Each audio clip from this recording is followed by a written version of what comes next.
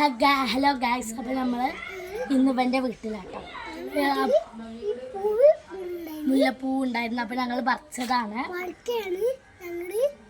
ഇത്ര കിട്ടി ഗായ്സ്. അത് ഞങ്ങളൊരു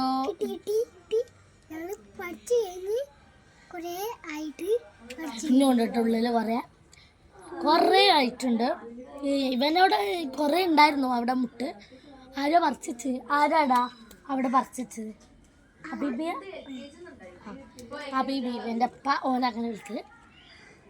ഓൻ ഇപ്പം പറിച്ച് വെച്ചിട്ടുണ്ട് കുറേ മുട്ടാള. അത് ഉള്ളിലാണ്.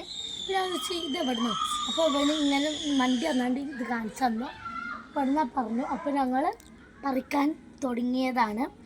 ആകെ ഒരു വിരിഞ്ഞത് മാത്രമേ കിട്ടിയിട്ടുള്ളൂ. കാണിച്ചു കൊടുത്താ